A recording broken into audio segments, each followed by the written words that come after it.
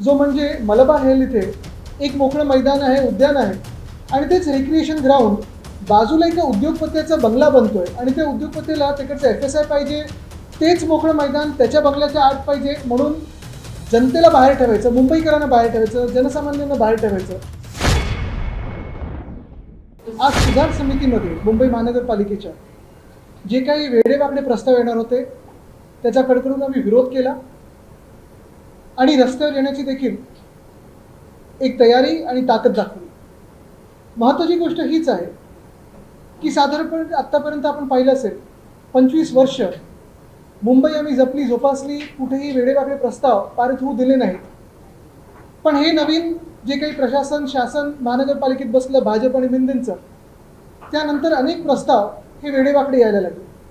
ह्याच्यात शाळांचं प्रायव्हेटायझेशनचं असेल, मुंबईच्या महानगरपालिकेच्या शाळांचं प्रायव्हेटायझेशनचं, किंवा मग काल जे प्रस्ताव आले होते 3 मोकळ्या जागा, 3 मोकळी मैदानं ह्याला रेसिडेन्शियलमध्ये कन्वर्ट करणं. म्हणजे एक मैदान फुटबॉलपटूंसाठी होतं, त्याच्यातून अनेक फुटबॉलर्स असे आहेत जे देशासाठी खेळलेत, देशाच्या टीमसाठी खेळलेत.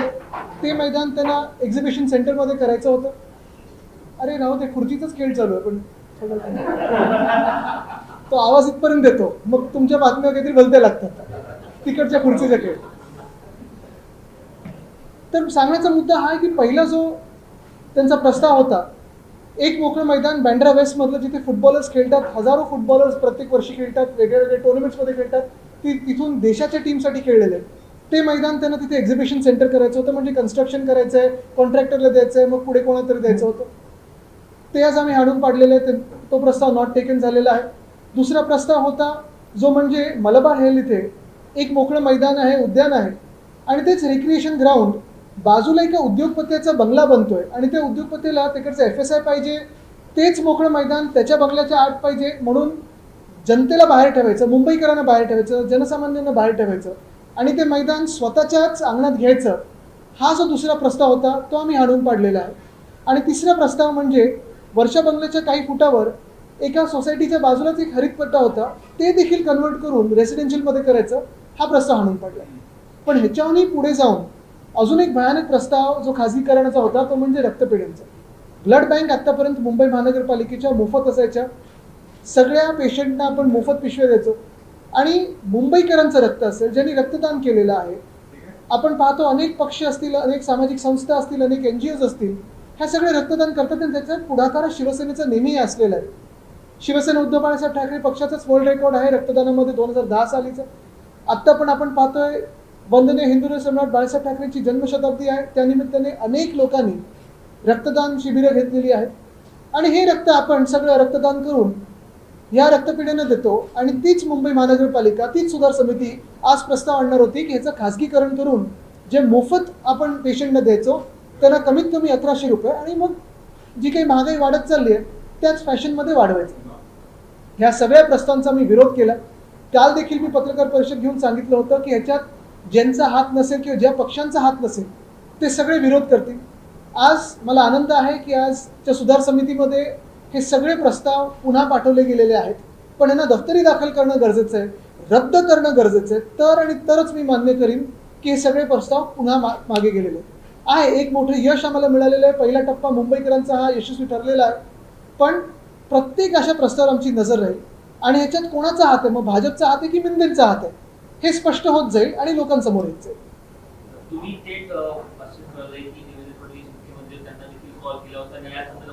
नाही, असा कॉल कुठचाही झाला नव्हता. एक जेव्हा आमचं अधिवेशन सुरू होतं तेव्हा एका मैदानासाठी मी मुख्यमंत्री महोदयांना भेटलो होतो, तरी देखील कारण माझ्या पण कानावर आलं आपल्याच माध्यमातून की त्यांनी लक्ष घातलं, त्यांनी याची दखल घेतली. काल पत्रकार परिषद असेल किंवा जे काही आपण पाहतोय पक्षांमध्ये, कारण मी काल भाजपला पण अपील केलं होतं, मी आपल्याच माध्यमातून भाजपला देखील अपील केलं होतं की जर त्यांचा ह्या प्रस्तावाला पाठिंबा नसेल तर त्यांनी याचा विरोध करणं गरजेचं आहे.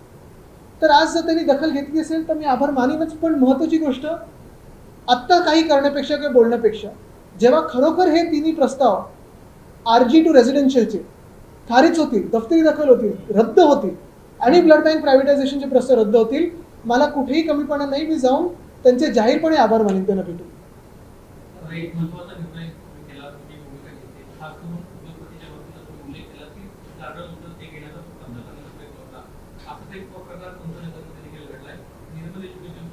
खाजगी संस्था आहेत संस्थेला एक भूखंड घ्यायचे आहे तो क्लिअर झाला जसं बावनकुळे होते आपल्या पक्षाचे आमदार जम्मू अभ्यर्थी देखील होते या बाबतीत आपण भूमिका घेणार आहे का? नक्कीच आम्ही घेणार आहोत. आपण पाहिलं असेल सर्व मुंबईमध्ये आता आज पण एक मैदान परत ढापण्याचा प्रकार होता, तिथे देखील आमचे आमदार महेश सावंतजींनी आंदोलन केलेलं आहे. तिथे आमचे निशिकांतजी पण आंदोलन करत होते, जे नगरसेवक आहेत. अनेकदा असं होतं की आमदारांना जेव्हा एखादं इन्व्हाइट येतं तेव्हा तुम्हाला बोलवलं जातं की सरकारी कार्यक्रम आहे, पण पूर्ण गोष्ट सांगितलं नसेल.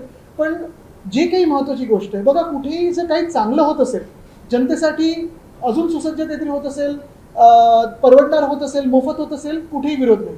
पण कुठच्याही सेवेला किंवा कुठच्याही मुंबई महानगरपालिका असेल अथवा शासकीय वस्तू, जागा, सेवा ही खाजगीकरण होऊन कोणाच्या तरी खिशात जाणार असेल, मालकी हक्काची होणार असेल तर त्याला आमचा विरोध होईल.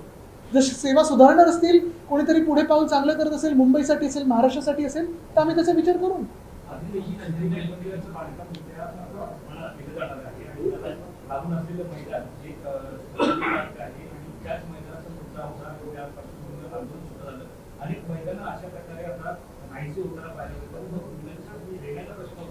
आजचं जे पावलं आमचं आणि आजचं जे यश आहे मुंबईकरांचं यश, फक्त काही आमचं नाही. आम्ही म्हणजे मुंबईकरांचाच आवाज उठवत होतो. 3 मोकळी मैदानं आम्ही आज वाचवण्याचा प्रयत्न केला, तो यशस्वी ठरला. पण जसं मी सांगितलं की मुख्यमंत्र्यांचे आभार असेल किंवा पूर्ण समितीचे आभार हे मी ह्याच वेळी मानेन जेव्हा हे जे प्रस्ताव आहेत ते पूर्णपणे रद्द होतील. आणि ज्या आत्ता जसे मोकळी जागा आहे किंवा जिथे फुटबॉल असेल, जिथे हरितपत्ता असेल, ते पुन्हा रिस्टोर होईल. ही पहिली गोष्ट.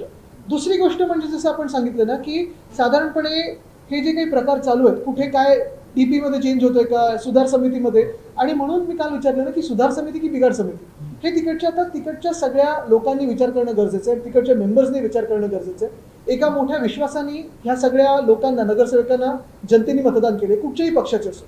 आणि आपलं कर्तव्य हे आहे की आपल्या शहराबद्दल आपुलकीने विचार करून शहर वाचवायचं कसं आणि पुढे कसं न्यायचं, हा बॅलन्स कसा साधता येईल.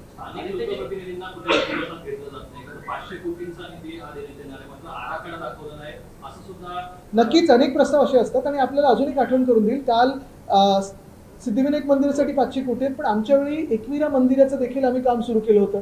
महाराष्ट्रात 10 पुरातन मंदिरांचं आम्ही काम सुरू केलं होतं. अनेक मंदिरांना फंड दिलं होतं. त्याचं पुढे काय झालं, कारण एकविरा देवी अनेक, जसं आम्ही भाविक आहोत, अनेक लोक जे जात असतात, आत्ता थोड्या पायऱ्यांची डागडुजी करणं गरजेचं आहे, लिफ्ट लावणं गरजेचं आहे. तिथे बाजूला हेरिटेज साईट आहे, त्या गुंफा आहेत, त्या देखील ठीक करणं गरजेचं आहे.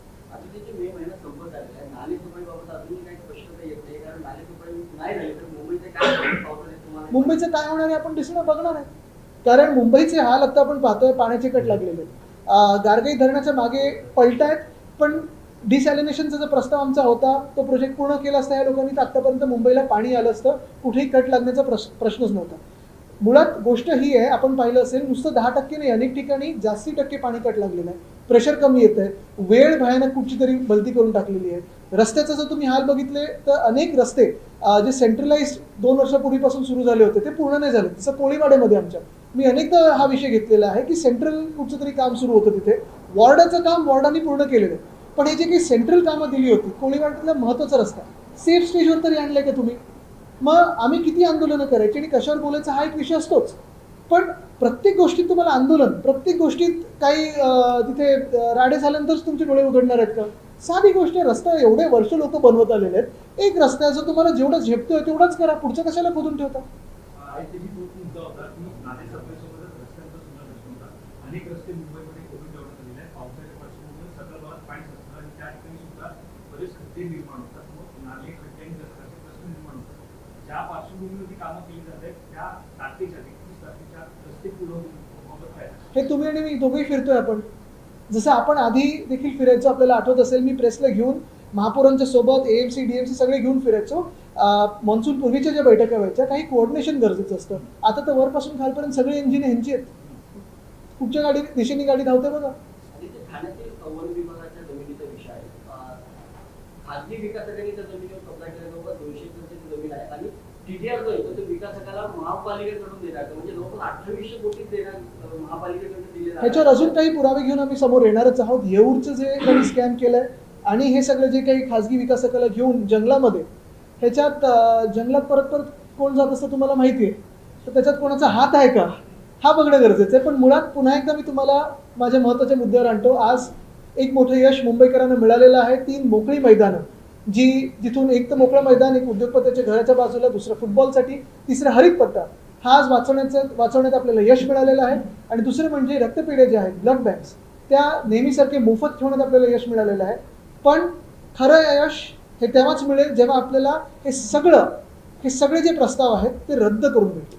कांदा प्रश्न अत्यंत महत्वाचा आहे आणि त्यासाठी आज दिल्लीमध्ये बैठक होते. सगळे नेते कांद्या प्रश्नासाठी आम्ही अनेकदा या मागच्या आठवड्यात आंदोलनं केलेली आहेत. आपण पाहिलं असेल अंबादास दानवेजींनी आपल्या समृद्धी हायवेवर पण केलं आणि काल परवाकडे नाशिकमध्ये पण केलं.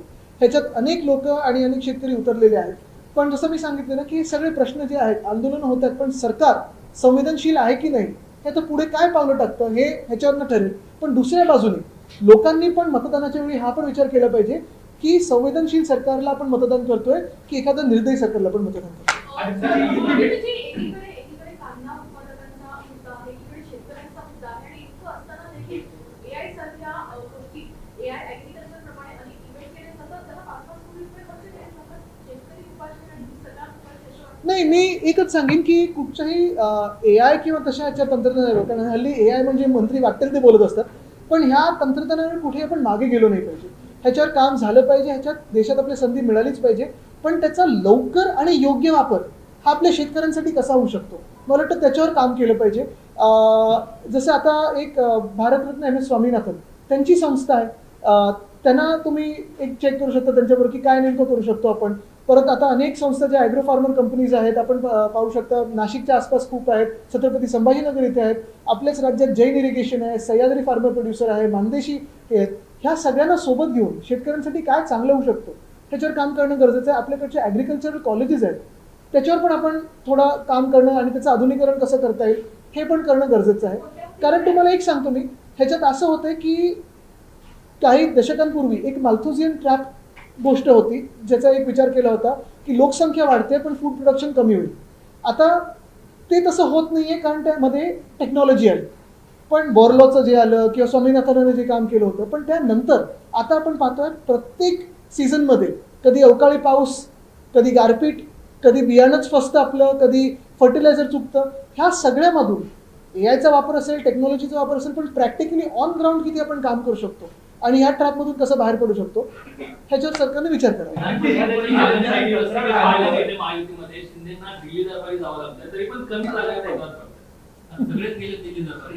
ठीक है, आज मुझे लगा आप तो नहीं है आज.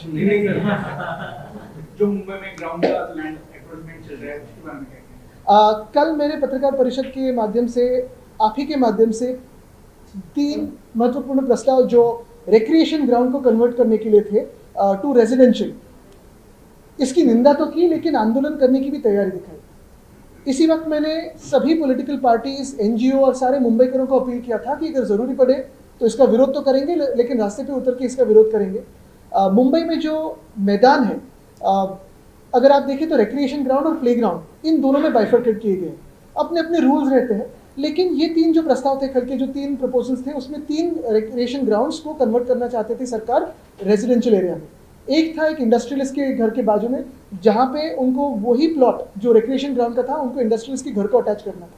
दूसरी बात थी एक फुटबॉल ग्राउंड की, जिस फुटबॉल ग्राउंड पे बहुत सारे खिलाड़ी ऐसे बन चुके हैं जो अभी नेशनल टीम के लिए खेलते हैं, वो भी उनको लेके एग्जीबिशन सेंटर करवाना था. और तीसरा था जहाँ मुख्यमंत्री महोदय रहते हैं उनके बाजू में ही बगल में एक ग्रीन जोन है, उसको कन्वर्ट करना था रेजिडेंशियल में. इसका सारा विरोध हमने किया. और चौथी बात एक प्रपोजल की थी, जो ब्लड बैंक्स अभी तक फ्री में थी, मुफ्त में खून मिलता था, उसी को ये कीमत लगाना चाहते थे और प्राइवेटाइज करना चाहते थे. कल जब हमने विरोध किया, सभी को मैंने अपील किया, आज उसका परिणाम आप देख रहे हो. पूरी सुधार समिति ने यानी इम्प्रूवमेंट कमेटी ने भी विरोध किया और मैं यही चाहता हूं कि ये चारों प्रस्ताव पूरे के पूरे खारिज हो.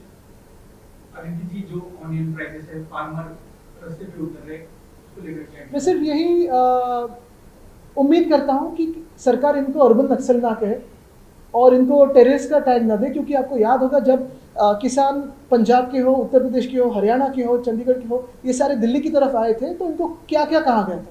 कोई इनको अर्बन नक्सल कहता था, कोई माओवादी कहता था, कभी लाठीचार्ज हुई, कभी गोली बरसाई, कभी कीले लगाए इनके रास्तों पे. लेकिन आज अगर आप देखें तो किसानों के हाल बहुत ही खराब होते जा रहे हैं। हर एक सीजन में कोई ना कोई आपत्ति आ रही है और कोई जवाब नहीं आ रहा है सरकार का। ठीक है, 1 अप्रैल तो हुआ है कि फर्टिलाइजर ना इस्तेमाल करें, लेकिन जो अनियन है, प्याज है, उसकी कीमत का क्या? जो बेसिक मिनिमम कीमत आनी चाहिए थी, कैसे जिएंगे? तो आंदोलन तो जारी है, लेकिन सरकार कोई निर्णय ले।